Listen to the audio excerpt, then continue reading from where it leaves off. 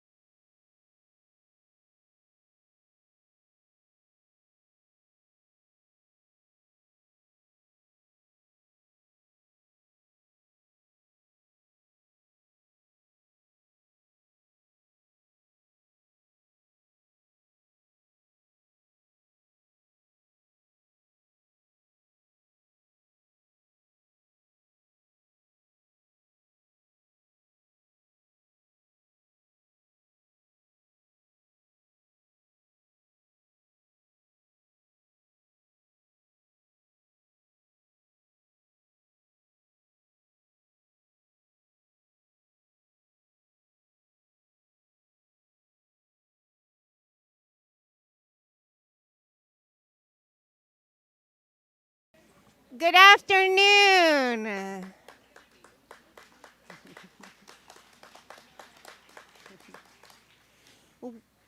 Welcome. It is my great honor to welcome all of you to the public reading of Frederick Douglass's address, What to the Slave is the 4th of July. I am the Reverend Liza Neal, serving at South Church while Pastor Vanessa is on sabbatical. And I want to thank the organizing committee, thank the readers, and to thank each and every one of you for coming out today. A few important details. The bathrooms, if you need them. You walk right across the street, down the right side of the church. There is a door there. You go in the door to the right. You'll see the bathrooms there. And the other detail is you will be invited to sing. We invite you to sing with masks on and otherwise listen to the beauty of the Amherst area gospel choir. Wallace. Now, please.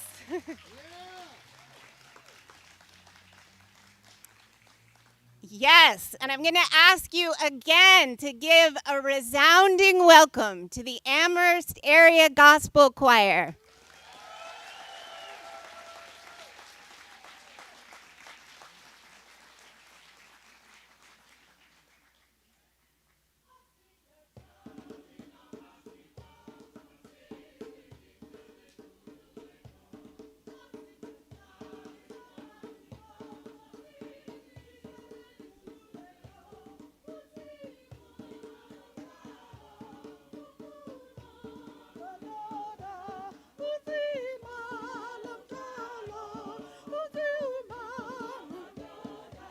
It doesn't matter if you should jail us, we are free and kept alive by hope. It doesn't matter if you should jail us, we are free and kept alive by hope. Our struggles are, but victory will restore our land to our hands. Our struggles are, but victory will restore our lands to our hands. Freedom is coming. Freedom is coming. Freedom is coming. Oh yes, I know. We always have hope. Freedom is coming. Freedom is coming. Oh yeah. Freedom is coming. Oh yes, I know. Freedom is coming. Freedom is coming. Freedom is coming, oh yes, I know. Freedom is coming, freedom is coming, freedom is coming, oh yes, I know. Freedom is coming, freedom is coming, freedom is coming, oh yes, I know. Oh yes, I know. Oh yes, I know. Oh yes, I know. Oh yes. From our tradition, Jesus. Jesus. Jesus is coming.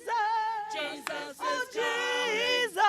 Jesus is coming. Oh yes, I know. Oh yes, I know. Oh yes, I know. Oh yes, I know. How about a little justice? Justice is coming. Justice is coming. Justice is coming. Oh yes, I know. Oh yes, I know. Oh yes, I know. Oh yes, I know. Oh yes, I know. Sends any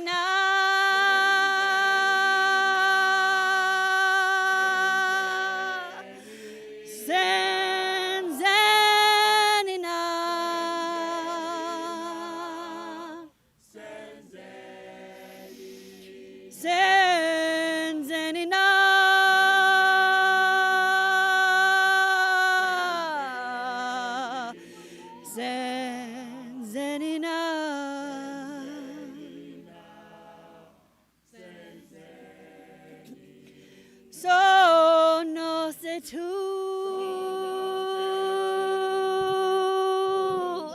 Oh, so no sé tú.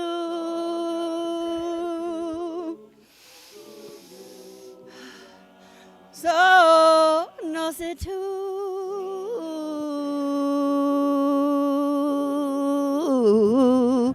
So no sé tú.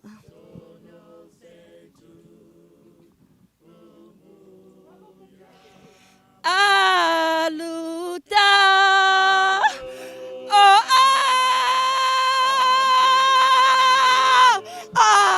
aluta.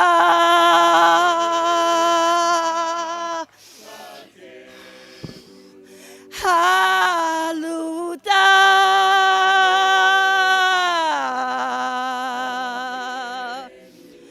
Aluta.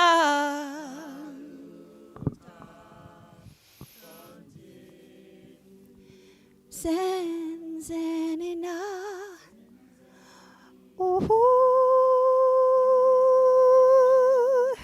Senzenina.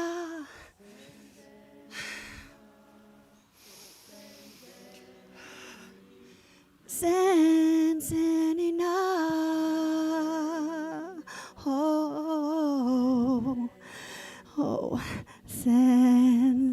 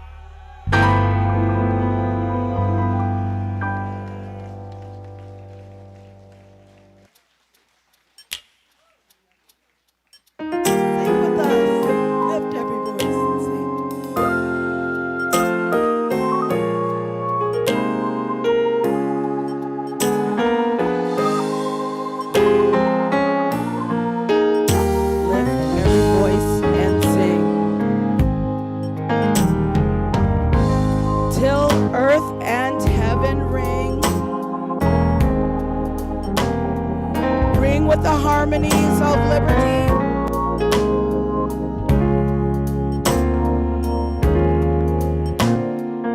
Let our rejoicing rise high as the listening sky. Let it resound loud as the rolling seas. Sing a song full of faith.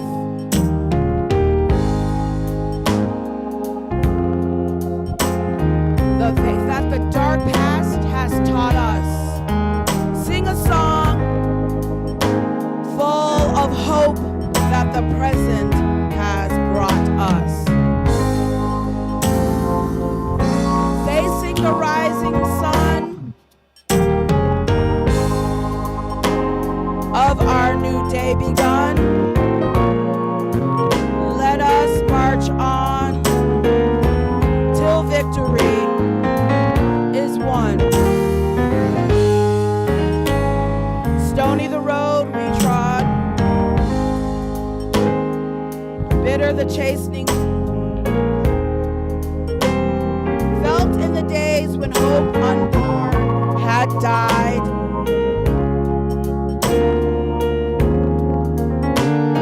Yet with a steady beat, have not our weary feet come to the place for which our people sighed.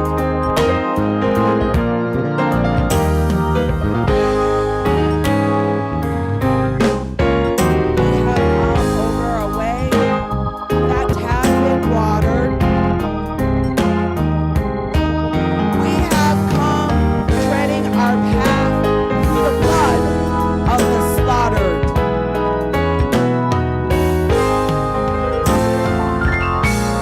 Out from the gloomy past till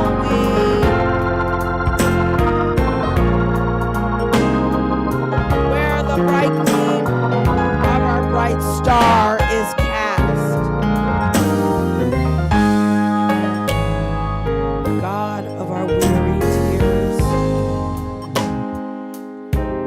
God of our silent tears,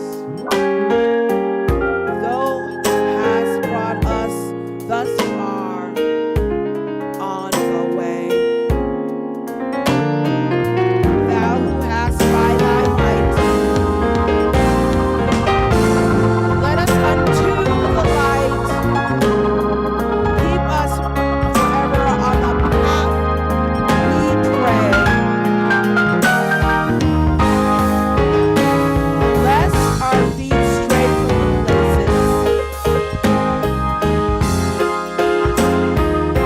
our God where we met thee, lest our hearts, drunk with the wine of the world, we forget thee.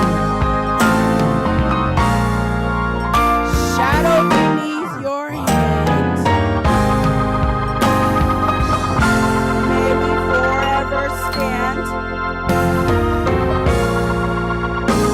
true to our God and true to our native land.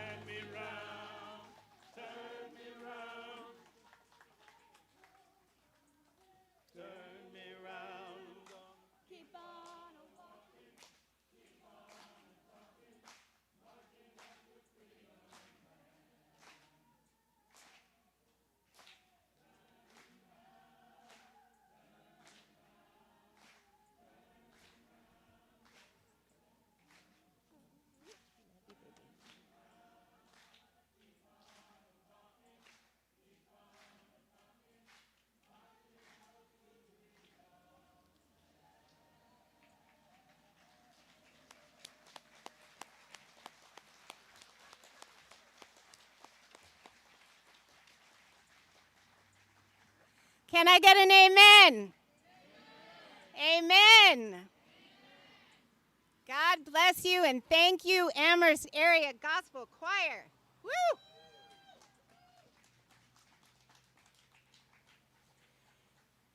And now it is my honor today to introduce Dr. Shabazz. Dr. Shabazz is a professor in the University of Massachusetts W.E.B. Du Bois Department of African American Studies since 2007. Dr. Shabazz has served as department chair, as faculty advisor to the Chancellor for Diversity and Excellence. His courses include the history of the Civil Rights Movement, African American educational history, reparations, and global Black studies. He has written many books, many scholarly articles, won numerous awards, some of which are listed here, but he has also done so much more, not only in terms of scholarship, but in terms of all that he and his family have offered in their lives and in this community. So thank you, Dr. Shabazz. Please join me in welcoming him.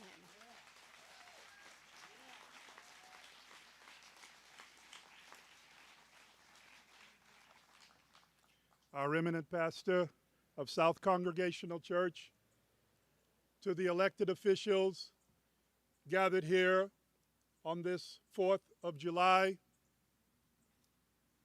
to the former mayor of San Juan, Puerto Rico, Carmen Yellen Cruz, gathered here with us and will be reading with us, to so many friends and wonderful members of this community and beyond that are here with us today.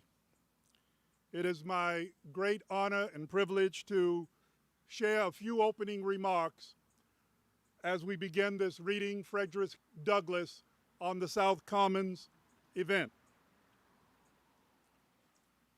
This day acknowledges not a war, not the death of some figure, or the birth. It recalls a document that Frederick Douglass, in his great oration of 1852, is in direct communication with. A document that, when the bicentennial of that document came along, I was in high school. I was 16, and I was called upon for a program to participate, and I did a reading of that document, or an interpretive reading of that document. Let us listen to it a bit.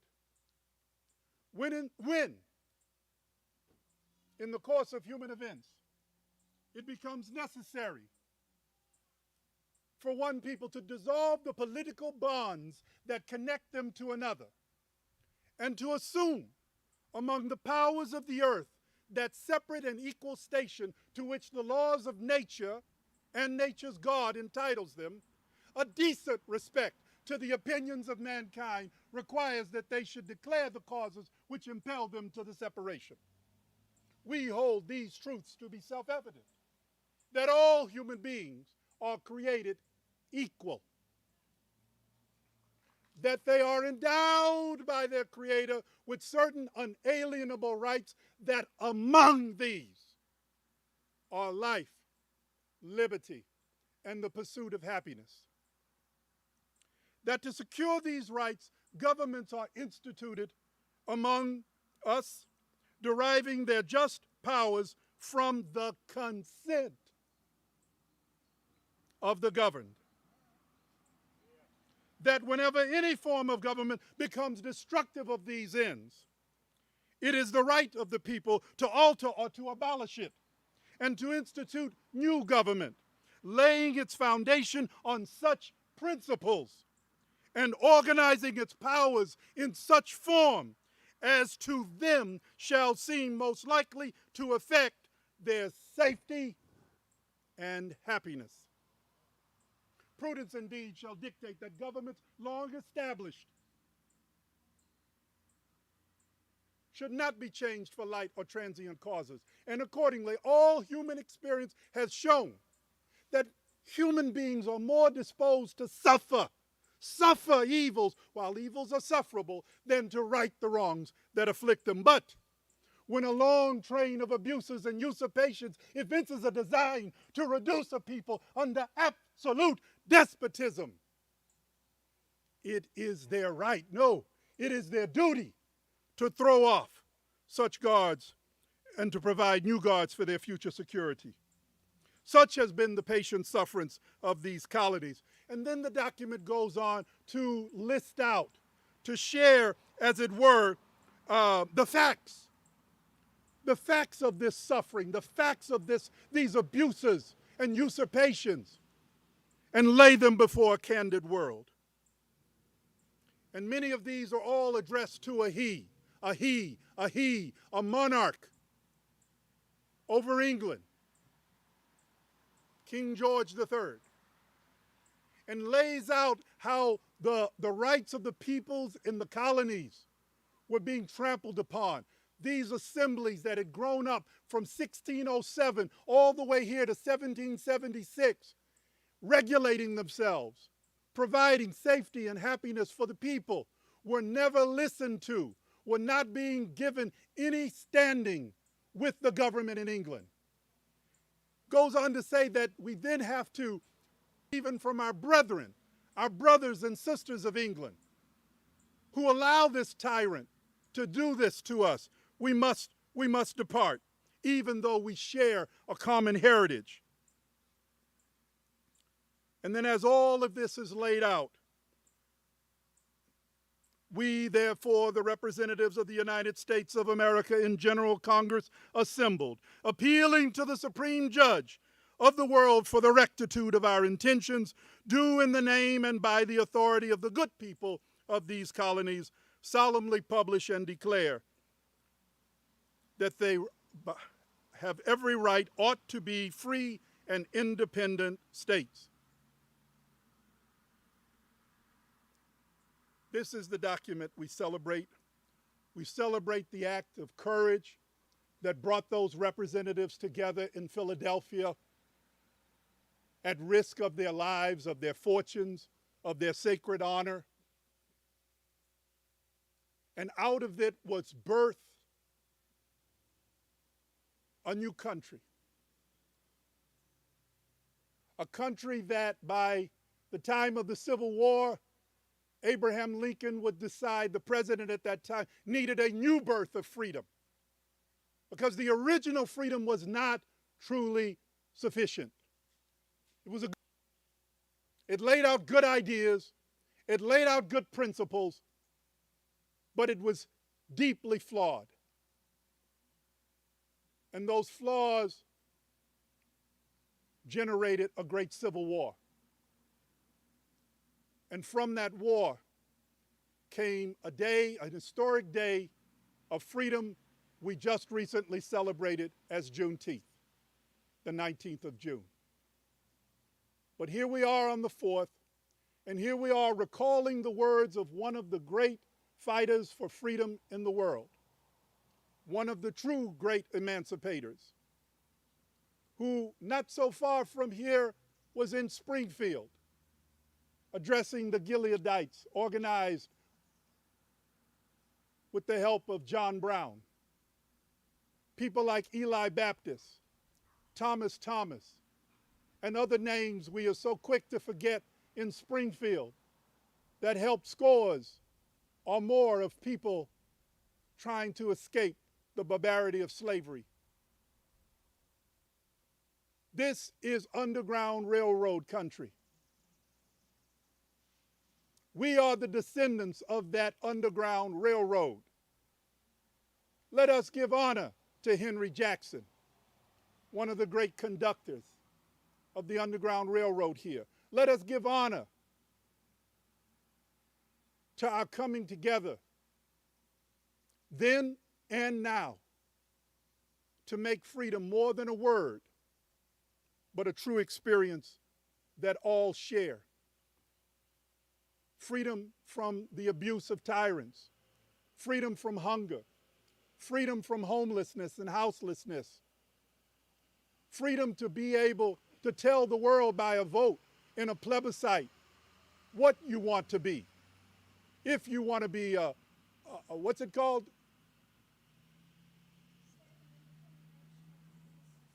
Or free associated. And we have to call out Puerto Rico.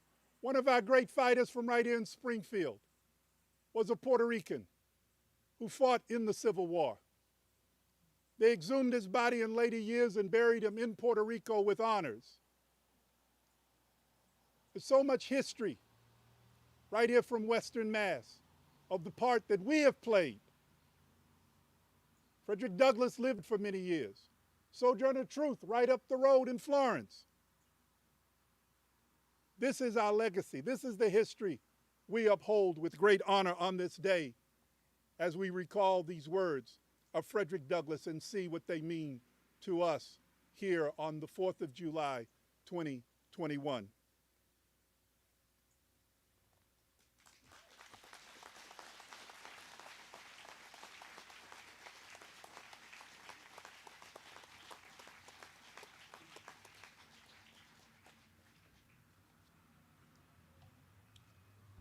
Thank you very much, Professor Shabazz. Can we give him another round of applause for that introduction?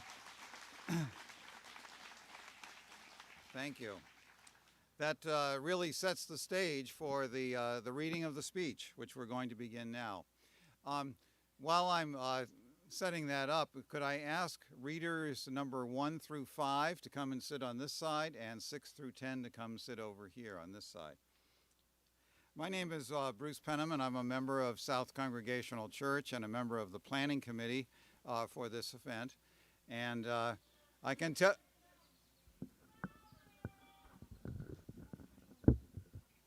Is the mic working now? Okay. I guess I have to stay really close to it. Readers, I guess you hear that. Keep it really close. My name is Bruce Penniman, a member of South Congregational Church and of the planning committee for this event. And I'll say more about that planning committee and other helpers later on. But we are thrilled at the turnout here today. It's about twice what we expected, so it's very gratifying to have you all here. We appreciate that. As we are reading the speech, if you would like to follow along, if you have a program, this is printed there, but I know some of you don't.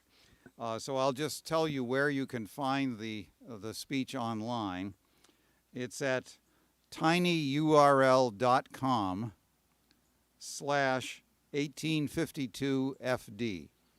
Okay, so if you look that up on your phone, you'll be able to read the script that we're following today.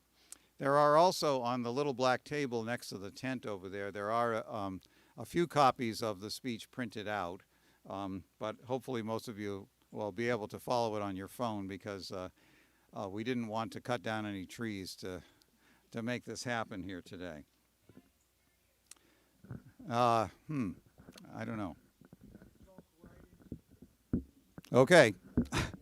All right. Yeah, okay. All right, so I guess that's a lesson to all the readers too. I guess you have to pretty much hold it, I guess, while you're speaking.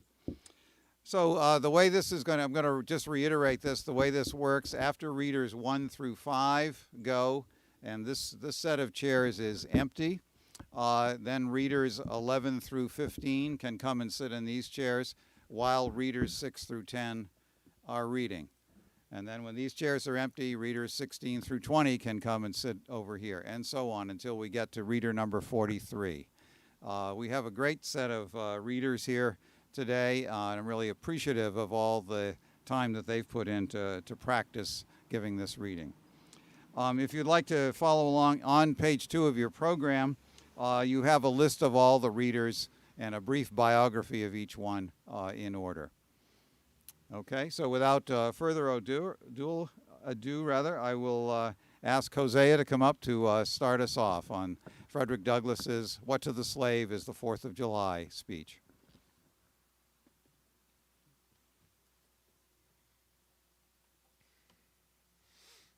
Mr. President, friends, and fellow citizens, the task before me is one which requires much previous thought and study for its proper performance. I do not remember to have ever appeared as a speaker before any assembly more shrinkingly, nor with greater distrust of my ability than I do this day. The papers and placards say that I am to deliver a 4th of July oration. The fact is, ladies and gentlemen, the distance between this platform and the slave plantation from which I escaped is considerable, and the difficulties to overcome in getting from the latter to the former are by no means slight. That I am here today is to me a matter of astonishment as well as gratitude.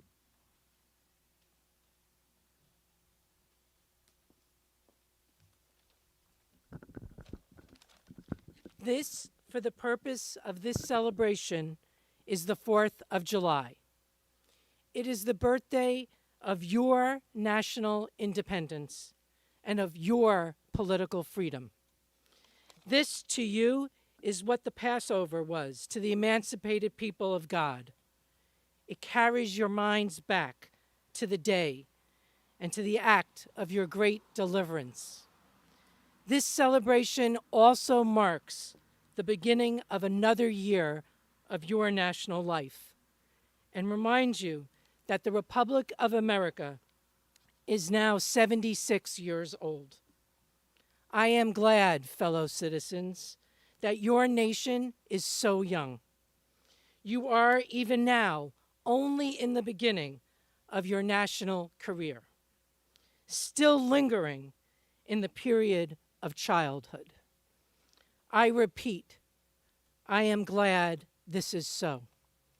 There is hope in the thought, and hope is much needed under the dark clouds which lower above the horizon.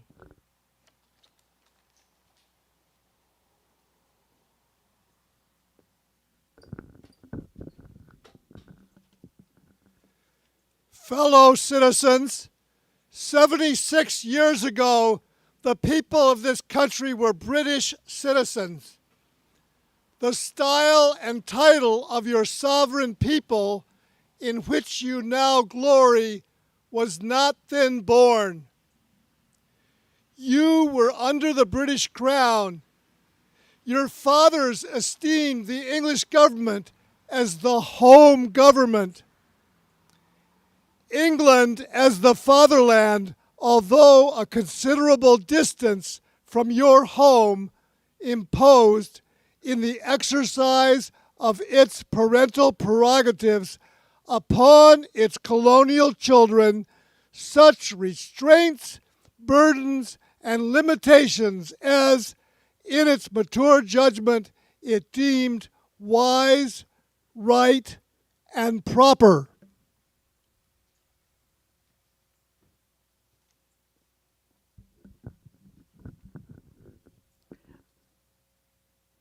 But your fathers, who had not adopted the idea of the infallibility of government and the absolute character of its acts, presumed to differ from the home government in respect to the wisdom and the justice of some of those burdens and restraints.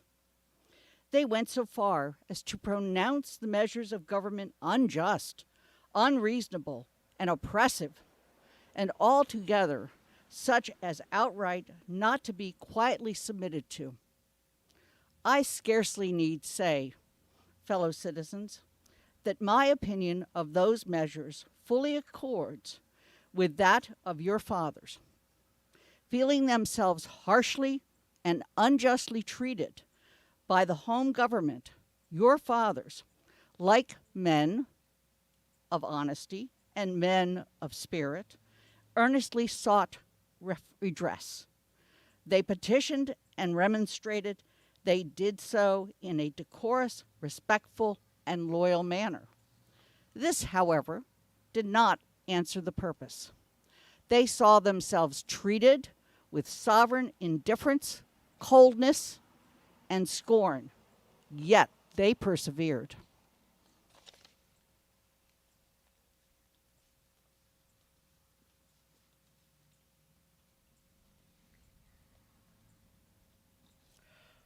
Oppression makes the wise person mad. Your fathers, thank you. Your fathers became restive under this treatment. They felt themselves the victims of grievous wrongs, wholly incurable in their colonial capacity. With the brave people there is always a remedy for oppression. Just here, the idea of a total separation of the colonies from the crown was born. It was a startling idea, much more so than we at this distance of time regard it. The timid and the prudent of that day were of course shocked and alarmed by it. Their opposition to the then dangerous thought was earnest and powerful. But amid all their terror and affright, vociferations against it, the alarming and revolutionary idea moved on, and the country with it.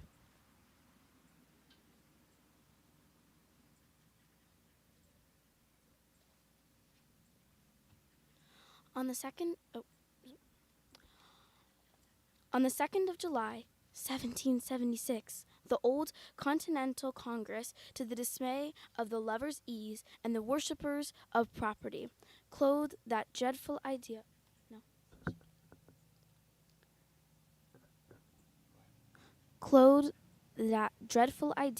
with all the authority of national sanction. They did so in the form of resolution. We seldom hit upon resolutions drawn up in our day whose transparency is at all equal to it. Resolved that these united colonies are, and of right ought to be free and independent states, that they are absolved from the allegiance to the British Crown.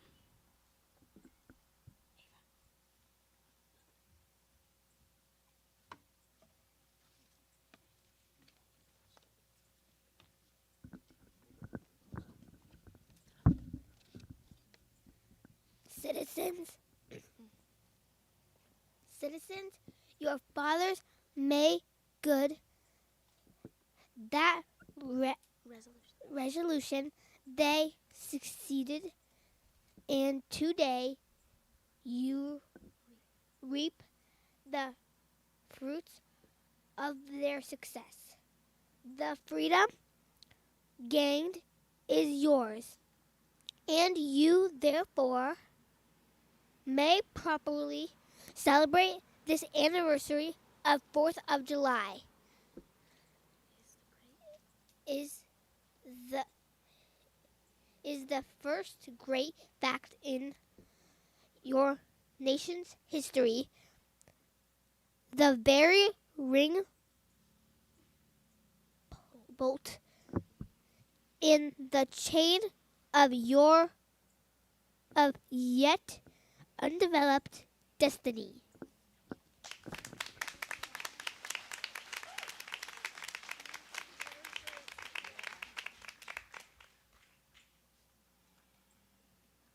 Pride and patriotism, not less than gratitude, prompt you to celebrate and to hold it in perpetual remembrance. I have said that the Declaration of Independence is the ring bolt to the chain of your nation's destiny. So indeed I regard it. The principles contained in that instrument are saving principles. Stand by those principles. Be true to them on all occasions, in all places, against all foes, and at whatever cost. Fellow citizens, I am not wanting in respect for the fathers of this republic. The signers of the Declaration of Independence were brave men. I cannot contemplate their great deeds with less than admiration. They were statesmen, patriots, and heroes, and for the good they did and the principles they contended for, I will unite with you to honor their memory.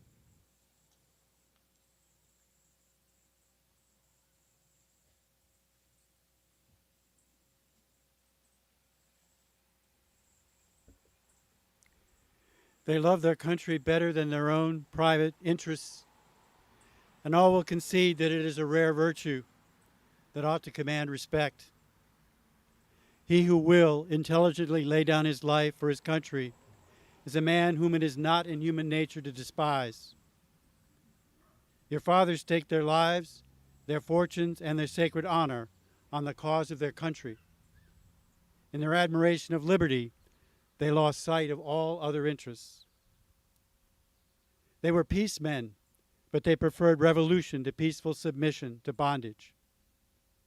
They were quiet men, but they did not shrink from agitating against oppression. They showed forbearance, but they knew its limits. They believed in order, but not in the order of tyranny. With them, nothing was settled that was not right. With them, justice, liberty, and humanity were final. Oppression. You may well cherish the memory of such men. They were great in their day and generation. Their solid manhood stands out the more as we contrast it with these degenerate times.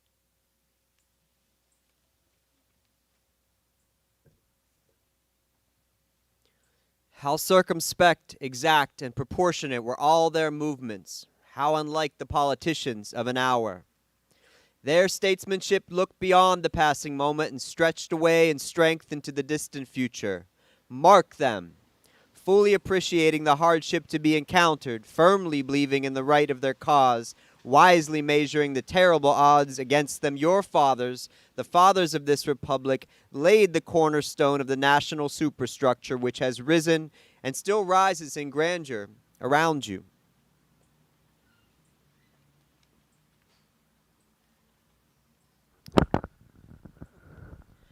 Of this fundamental work, this day is the anniversary. Our eyes are met with demonstrations of joyous enthusiasm. The causes which led to the separation of the colonies from the British Crown have never lacked for a tongue. They have all been taught in your common schools, narrated at your firesides, unfolded from your pulpits, and thundered from your legislative halls, and are as familiar to you as household words. They form the staple of your national poetry and eloquence. I leave, therefore, the great deeds of your fathers to others.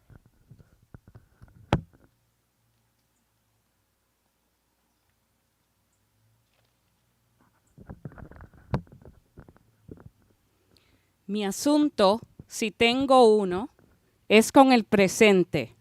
El tiempo aceptado con Dios y su causa vive para siempre ahora.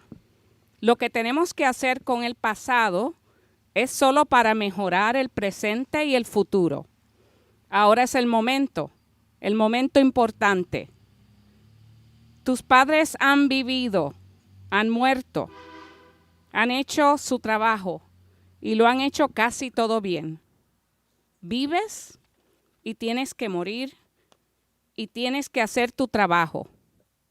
No tienes el derecho de disfrutar como niños la labor de tus padres, a menos que tus niños vayan a ser bendecidos por tu labor. No tienes el derecho de utilizar ni desperdiciar la fama que tus padres ganaron para esconder tu indolencia. My business, if I have any here today, is with the present. The accepted time with God and his cause is ever living now. We have to do with the past only as we can make it useful to the present and to the future. Now is the time, the important time. Your fathers have lived, they have died, and have done their work, and have done much of it well. You live and must die, and you must do your work. You have no right to enjoy a child's share in the labor of your fathers, unless your children are to be blessed by your labors. You have no right to wear out and waste the hard-earned fame of your fathers to overcome your indolence.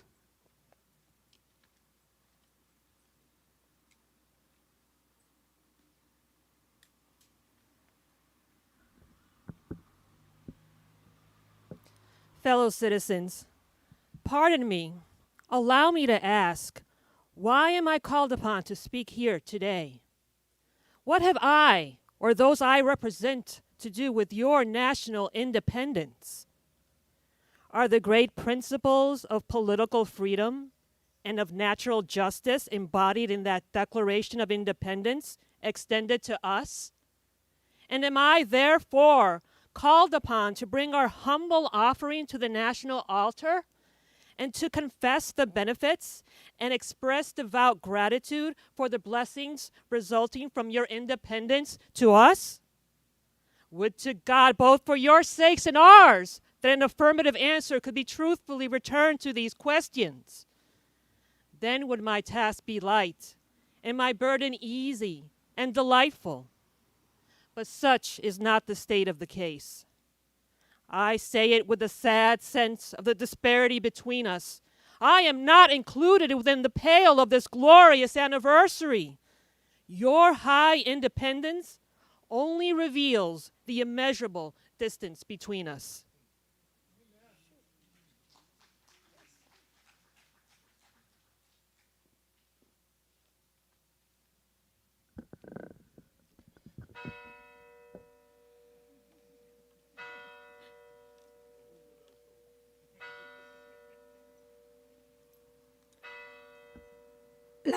Las bendiciones que celebras en este día no son celebradas en común.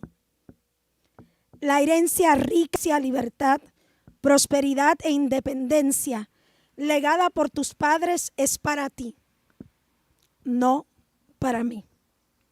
La luz del sol que te dio vida y te curó me ha dado cicatrices y me ha causado la muerte. Este 4 de julio es tuyo, no es mío. Puedes regocijarte, yo debo lamentarme.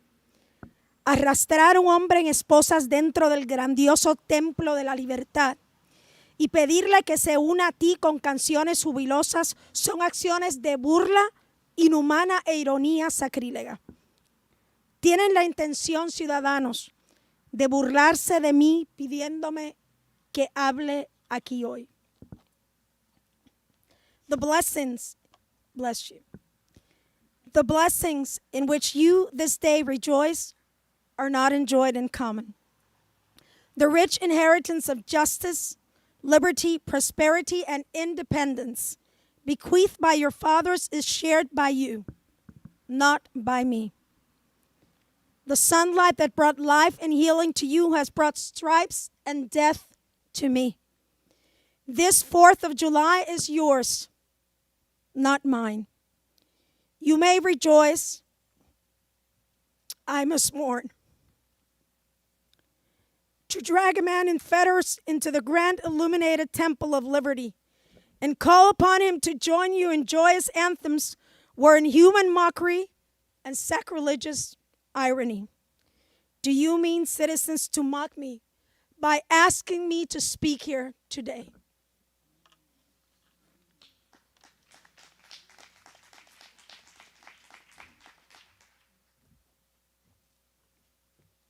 Fellow citizens, fellow citizens, fellow citizens, above your national tumultuous joy, I hear the mournful wail of millions, whose chains, heavy and grievous yesterday, are today rendered more intolerable by the jubilee shouts that reach them. To forget them, to pass lightly over their wrongs, and to chime in with the popular theme would be treason most scandalous and shocking, and would make me a reproach before God and the world.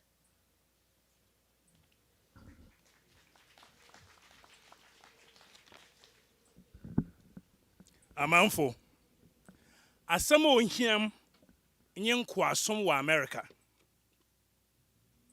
Moshe dem de yi demre akoa bohunu. Mijina ha wɔ America nnonkwa nam yi. Wɔno mfom yɛ mo mfom yi. Mede mekra kantam de Ɔman yi mu ewurikadze, mmusu, esum, na ɔbrakyɛw tim hɔ fi mmeresanten besi ndɛ yi. Da anan a ɔwɔ ayɛwo ho bosom yi mu. Sɛ yɛdan yɛn akyiri hwɛ tete ntam kɛse, anaa ndɛ mmere yi mu nsɛm keka nnanteyɛe a, yi yɛ no, ɔyɛ nkɔnkɔn, ɔyɛ musu. America n'abakɔsɛm yɛ ator, ne ndɛ so yɛ ator, na wahyɛ ne ho dɛ ne ndaama so bɛyɛ ator nkotee. My subject, then fellow citizens, is American slavery. I shall see this day from the slave's point of view.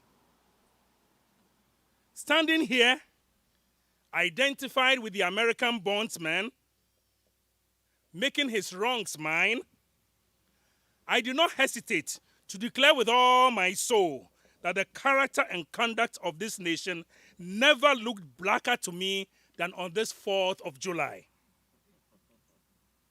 Whether we turn to the declarations of the past or to the professions of the present, the conduct of this nation seems equally hideous and revolting. America is false to the past, false to the present, and solemnly binds itself to be false to the future.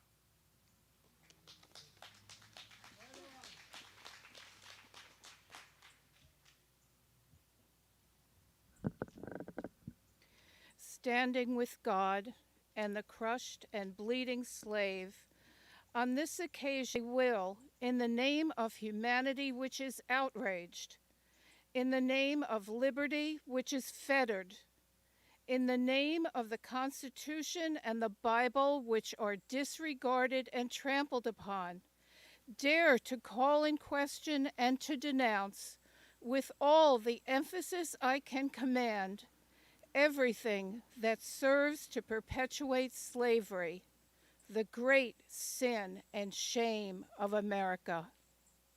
I will not equivocate. I will not excuse. I will use the severest language I can command, and yet not one word shall escape me that any man whose judgment is not blinded by prejudice or who is not at heart a slaveholder shall not confess to be right and just.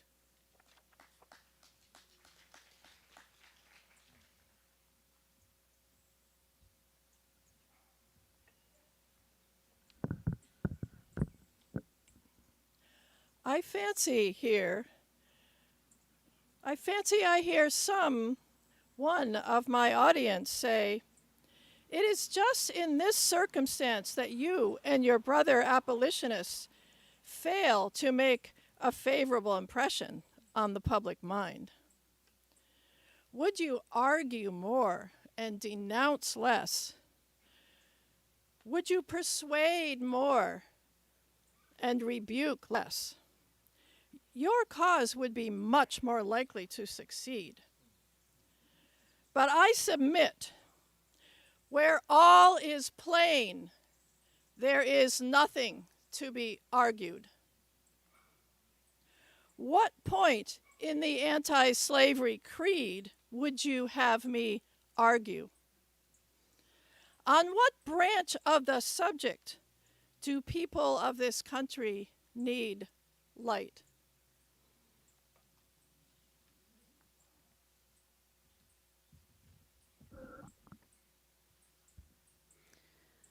Must I undertake to prove that the slave is a man? The slaveholders themselves acknowledge it in the enactment of laws for their government. They acknowledge it when they punish disobedience on the part of the slave. There are 72 crimes in the state of Virginia which, if committed by a black man, subject him to the punishment of death, while only 2 of those same crimes will subject a white man to the like punishment. What is this but the acknowledgement that the slave is a moral, intellectual, and responsible being?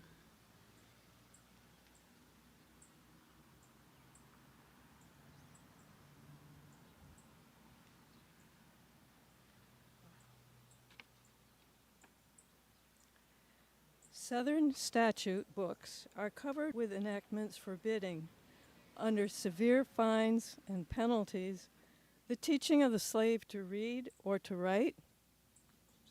What? Okay. Closer. Does that work? Okay. Southern statute books are covered with enactments forbidding, under severe fines and penalties, the teaching of the slave to read or to write. When you can point to any such laws in reference to the beasts of the field, then I may consent to argue the manhood of the slave. When the dogs in your streets, when the fowls of the air, when the cattle on your hills, when the fish of the sea and the reptiles that crawl shall be unable to distinguish the slave from a brute, then will I argue with you that the slave is a man.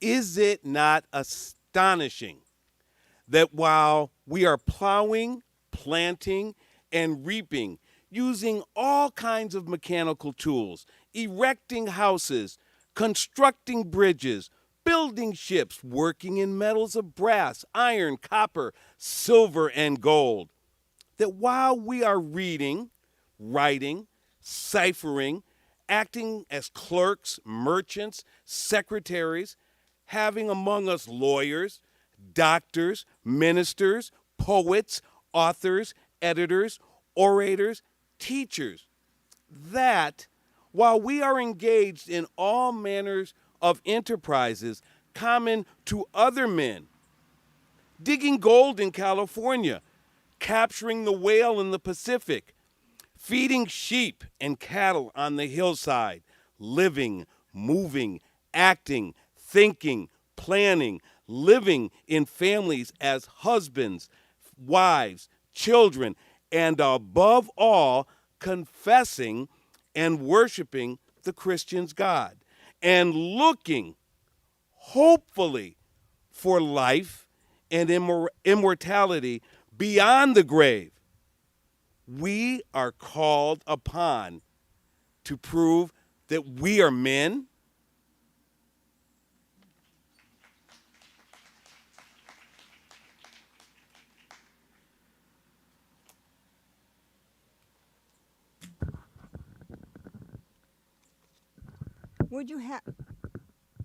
Would you have me argue that man is entitled to liberty, that he is the rightful owner of his own body? You have already declared it. Must I argue the wrongfulness of slavery? Is it to be settled by the rules of logic and argumentation as a matter beset with great difficulty, involving a doubtful application of the principle of justice, hard to be understood? How should I look today in the presence of Americans to show that men have the natural right to freedom? To do so would make myself ridiculous, as an insult to your understanding. There is not a man beneath the canopy of heaven that does not know that slavery is wrong for him.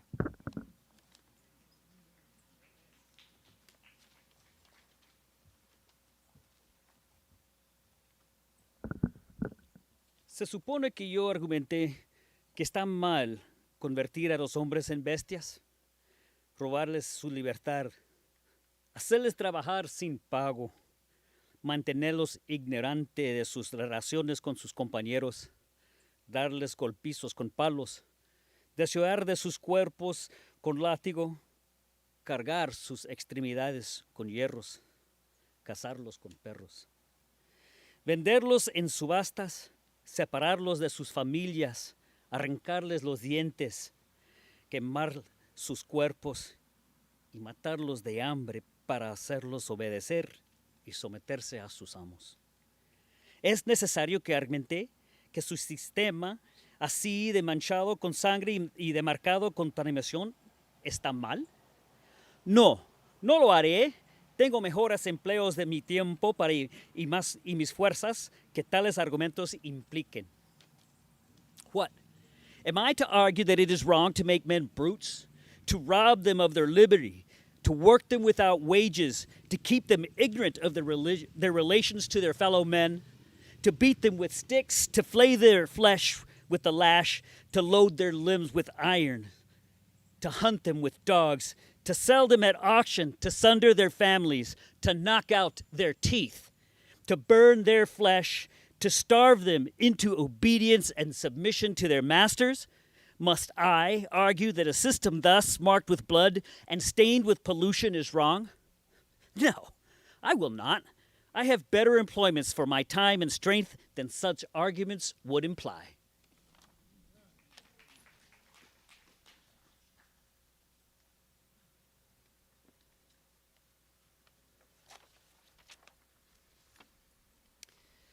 What then remains to be argued? Is it that slavery is not divine? That God did not establish it? That our doctors of divinity are mistaken? There is blasphemy in the thought. That which is inhuman cannot be divine. Who can reason on such a proposition? I cannot. The time for such argument is past. At a time like this, scorching irony, not convincing argument is needed. Oh, had I the ability and could I reach the nation's ear, I would today pour out a fiery stream of biting ridicule, blasting reproach, withering sarcasm, and stern rebuke. For it is not light that is needed, but fire. It is not the gentle shower, but thunder. We need the storm, the whirlwind, and the earthquake. The feeling of the nation must be quickened. The conscience of the nation must be roused. The propriety of the nation must be startled. The hypocrisy of the nation must be exposed. And its crimes against God and man must be proclaimed and denounced.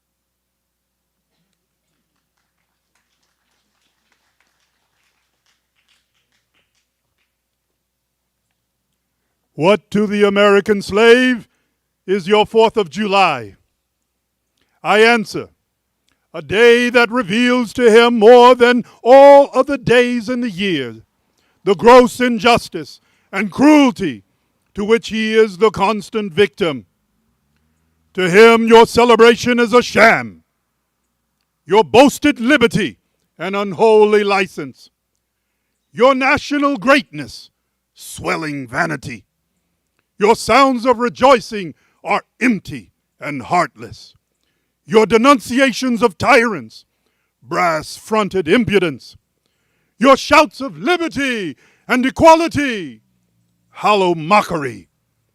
Your prayers and hymns, your sermons and thanksgivings, with all your religious parade and solemnity are to him mere bombast, fraud, deception, impiety, and hypocrisy, a thin veil to cover up crimes which would disgrace a nation of savages.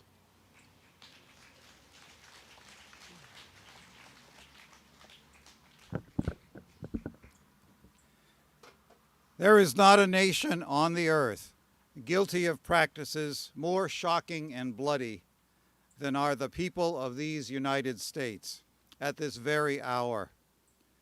Go where you may, search where you will, roam through all the monarchies and despotisms of the old world. Search out every abuse, and when you have found the last, lay your facts by the side of the everyday practices of this nation, and you will say with me that for revolting barbarity and shameless hypocrisy, America reigns without a rival.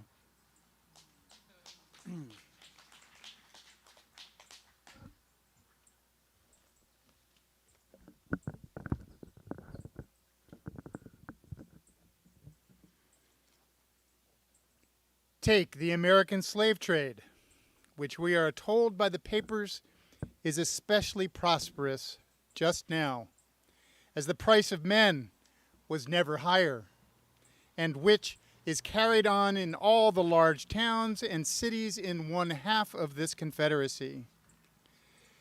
This trade is one of the peculiarities of American institutions.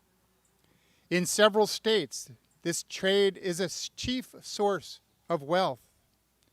It is called the internal slave trade, in order to divert it from the horror with which the foreign slave trade is contemplated. The foreign slave trade has long since been denounced by this government as piracy, as execrable traffic. To arrest it, this nation keeps a squadron at immense cost on the coast of Africa. Everywhere in this country, it is safe to speak of this foreign slave trade as a most inhuman traffic, opposed alike to the laws of God and of man. It is, however, a notable fact that while so much execration is poured out by Americans upon those engaged in the foreign slave trade, the men engaged in the slave trade between the states pass without condemnation, and their business is deemed honorable.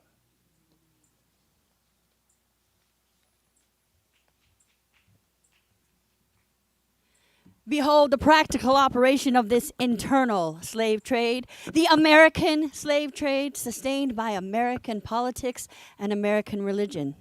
Here you will see men and women reared like swine for the market. You know what is a swine drover?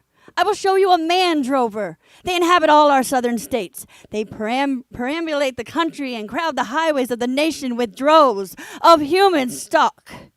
You will see one of these human flesh jobbers, armed with pistol, whip, and bowie knife, driving a company of 100 men, women, and children from the Potomac to the slave market at New Orleans. These wretched people are to be sold singly or in lots to suit purchasers. They are food for the cotton field and the deadly sugar mill.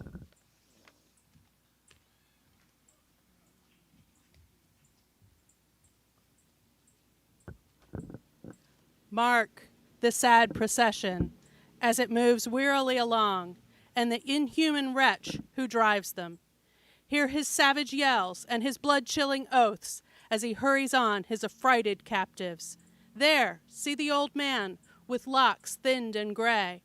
Cast one glance, if you please, upon that young mother whose shoulders are bare to the scorching sun, her briny tears falling on the brow of the babe in her arms. See, too, that girl of 13 weeping, yes, weeping, as she thinks of the mother from whom she has been torn. The drove moves tardily. Heat and sorrow have nearly consumed their strength. Suddenly, you hear a quick snap, like the discharge of a rifle. The fetters clank, and the chain rattles simultaneously. Your ears are saluted with a scream that seems to have torn its way to the center of your soul. The crack you heard was the sound of the slave whip. The scream you heard was from the woman you saw with the babe. Her speed had faltered under the weight of her child and her chains. That gash on her shoulder tells her to move on.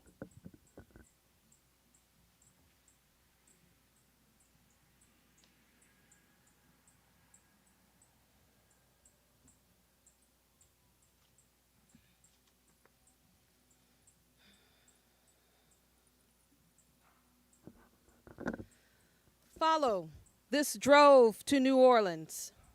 Attend the auction. See men examined like horses. See the forms of women rudely and brutally exposed. To the shocking gaze of American slave buyers,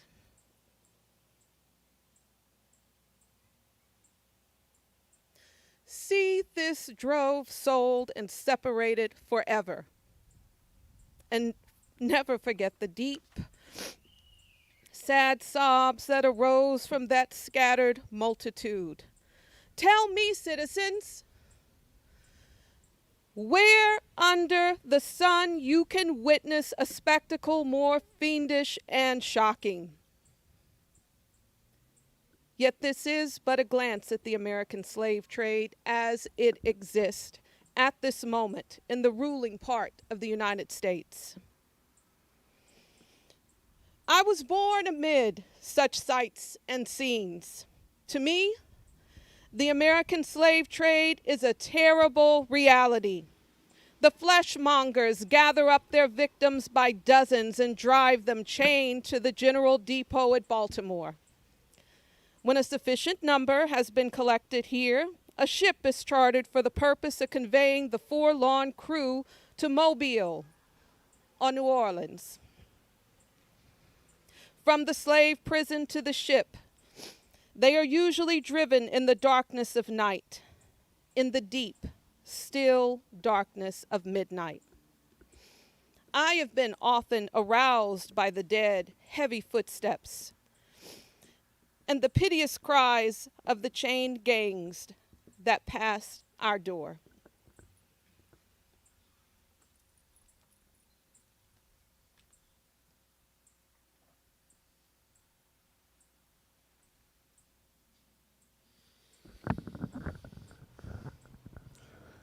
Fellow citizens, this murderous traffic is today in active operation in this boasted republic. In the solitude of my spirit, I see clouds of dust raised on the highways of the South. I see the bleeding footsteps. I hear the doleful wail of fettered humanity on the way to slave markets, where the victims are to be sold like horses, sheep, and swine, knocked off to the highest bidder.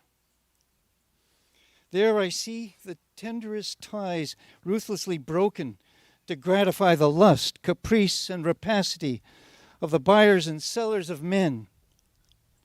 My soul sickens at the sight.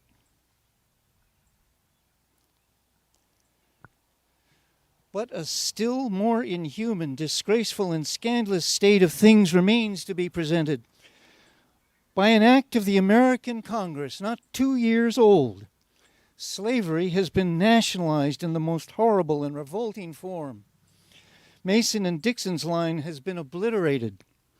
New York has become as Virginia, and the power to hold, hunt, and sell men, women, and children as slaves remains no longer a mere state institution, but is now an institution of the whole of the United States.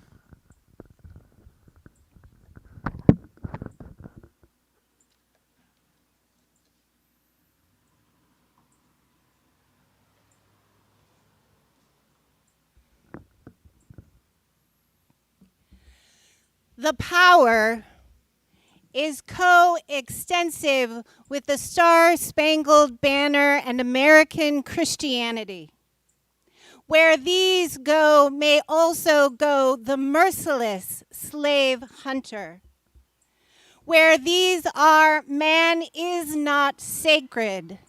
He is a bird for the sportsman's gun. By that most foul and fiendish of all human decrees, the liberty and person of every man are put in peril. Your broad Republican domain is hunting ground for men. Your lawmakers have commanded all good citizens to engage in this hellish sport.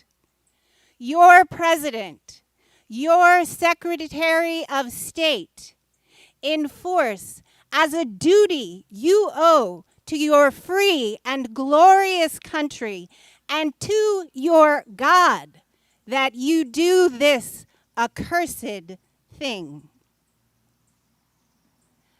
Not fewer than 40 Americans have, within the past 2 years, been hunted down and without a moment's warning hurried away in chains and consigned to slavery and excruciating torture.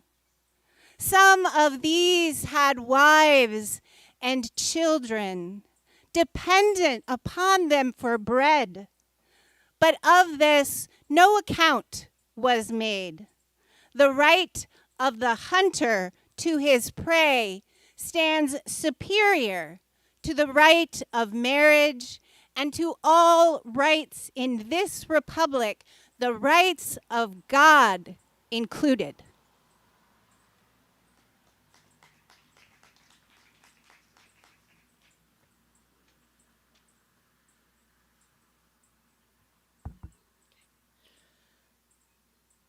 Para los hombres negros no hay leyes ni justicia, humanidad ni religión. La ley de los esclavos fugitivos hace de la misericordia hacia ellos un crimen y soborna al juez que los juzga. Un juez americano recibe $10 por cada víctima a la cual consigna a la esclavitud y 5 cuando no lo hace. El juramento de 2 villanos es suficiente bajo esta promulgación infernal para enviar al hombre negro más beato y más ejemplar a las fauces implacables de la esclavitud. Su propio testimonio no vale nada. Él no puede traer testigos a su favor. El representante de la justicia americana está obligado por la ley a escuchar solamente un lado, y ese lado es el lado del opresor. For black men, there is neither law nor justice, humanity nor religion. The fugitive state law makes mercy to them a crime and bribes the judge who tries them. An American judge gets $10 for every victim he consigns to slavery, and 5 if he fails to do so.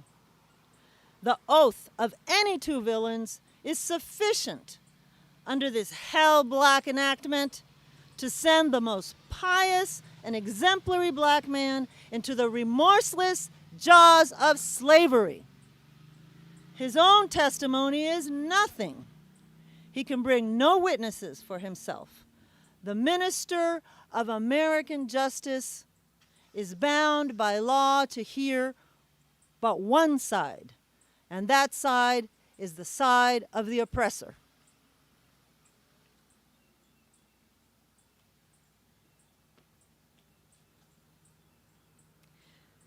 Let this damning fact be perpetually told. Let it be thundered around the world that in tyrant-killing, king-hating, people-loving, democratic, Christian America, the seats of justice are filled with judges who hold their offices under an open and palpable bribe and are bound in deciding in the case of a man's liberty to hear only his accusers. In glaring violation of justice, in shameless disregard of the forms of administering law, in cunning arrangement to entrap the defenseless, and in diabolical intent, this fugitive slave law stands alone in the annals of tyrannical legislation.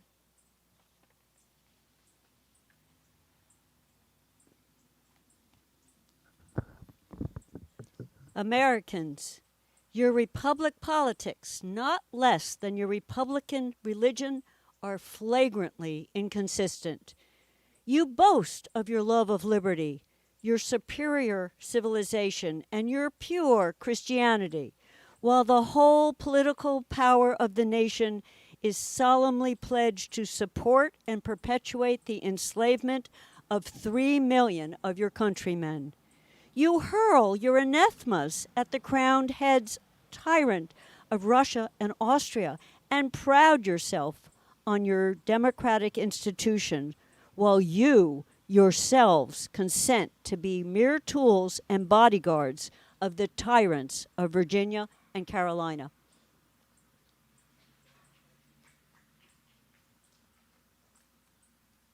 Sarah, we need you, I think, as a backup.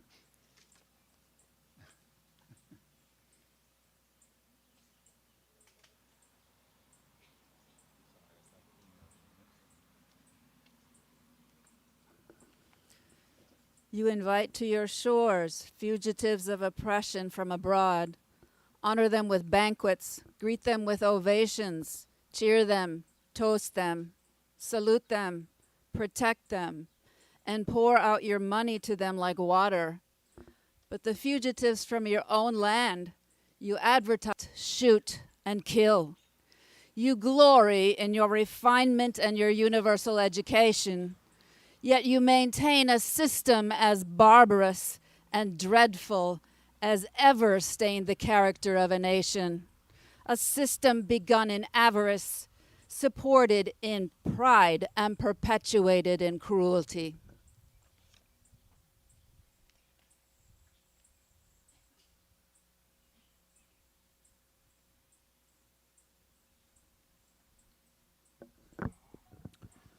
You shed tears over fallen Hungary and make the sad story of her wrongs the theme of your poets, statesmen, and orators, till your gallant sons are ready to fly to arms to vindicate her cause against the oppressor.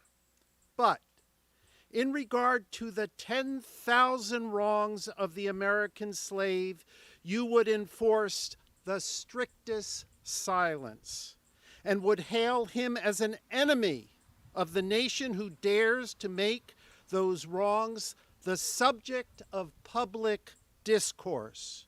You are all at the mention of liberty for France or for Ireland, but are as cold as an iceberg at the thought of liberty for the enslaved of America.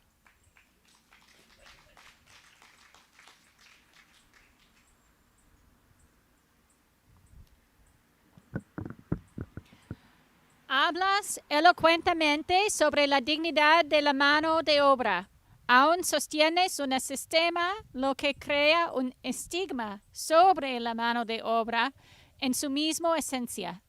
Puedes enfrentar la artillería británica para eliminar el impuesto de 3 centavos en el té. Sin embargo, tomas el dólar ganado duro de los trabajadores negros de tu país. Profeses a creer que de una sangre Dios hizo todas las naciones de hombres para vivir en toda la tierra y ha mandado que todos los hombres tienen que amarse el uno al otro. Sin embargo, odias, notario y gloria en tu odio todos los hombres cuyas pieles no son del color como la vuestra. You discourse eloquently on the dignity of labor, yet you sustain a system which, in its very essence, casts a stigma upon labor. You can bare your bosom to the storm of British artillery to throw off a 3-penny tax on tea, and yet wring the last hard-earned farthing from the grasp of the black laborers of your country. You profess to believe that of one blood God made all nations of men to dwell on the face of the earth, and hath commanded all men everywhere to love one another. Yet you notoriously hate and glory in your hatred all men whose skins are not colored like your own.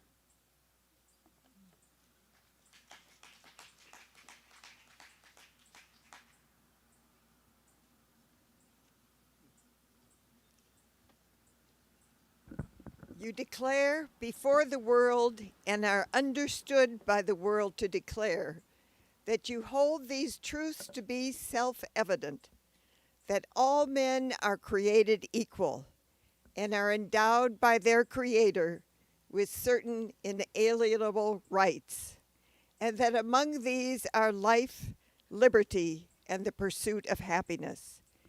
And yet you hold securely in bondage, which according to your own Thomas Jefferson, quote, is worse than the ages of that which your fathers rose in rebellion to oppose, end quote, a 7th part of the inhabitants of your country.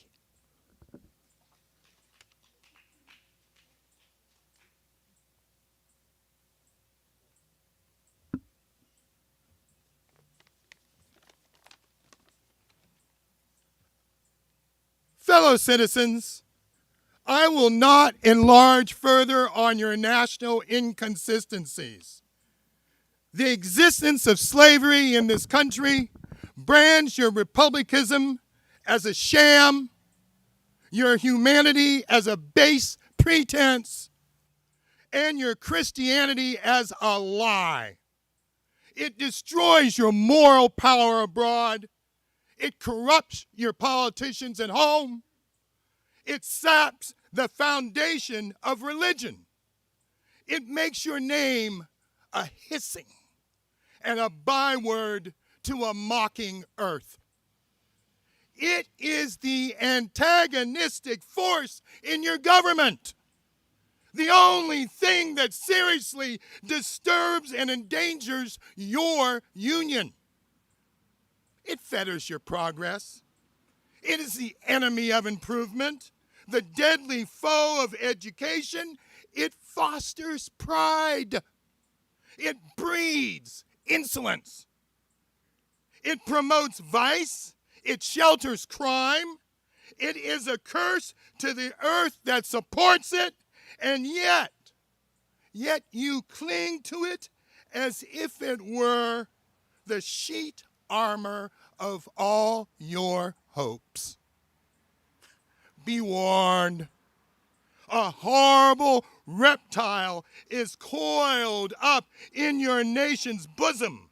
The venomous creature is nursing at the tender breast of your youthful republic. For the love of God, tear away and fling from you the hideous monster, and let the weight of 20 million crush and destroy it forever.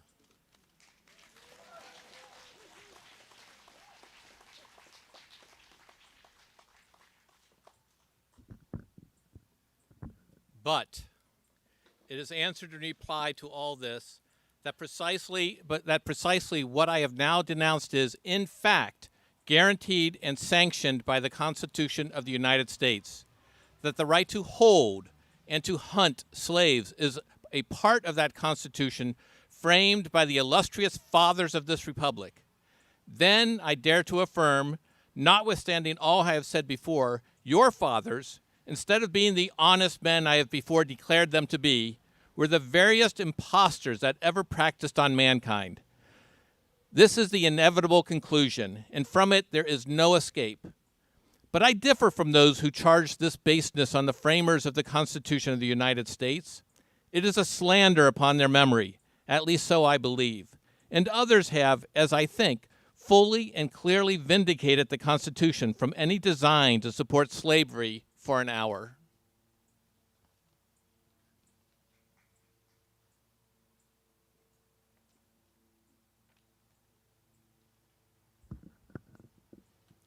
Allow me to say then, in conclusion, notwithstanding the dark picture I have this day presented of the state of the nation, I do not despair of this country. There are forces in operation which must inevitably work the downfall of slavery. I therefore leave off where I began, with hope. While drawing encouragement from the Declaration of Independence, the great principles it contains, and the genius of American institutions, my spirit is cheered by the obvious tendencies of the age. Nations do not now stand in the same relation to each other that they did ages ago. No nation can now shut itself up from the surrounding world and trot round in the same old path of its fathers without interference.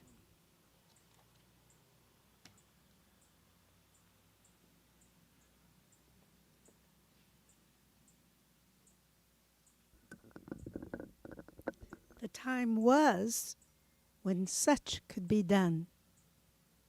But a change has now come over the affairs of mankind.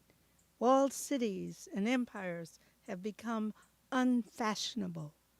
The arm of commerce has borne away the gates of the strong city. Intelligence is penetrating the darkest corners of the globe. Wind, steam, and lightning are its chartered agents. Oceans no longer divide, but link nations together. From Boston to London is now a holiday excursion. Space is comparatively annihilated. Thoughts expressed on one side of the Atlantic are distinctly heard on the other in the fervent aspirations of William Lloyd Garrison. I say, and you should say with me, let every heart join in saying it. This is your part, all of us. In the program, you will see all. God speed the day when human blood shall cease to flow, in every clime be understood the claim of human brotherhood, and each return for evil good, not blow for blow. That day will come, all feuds to end, and change into a faithful friend each foe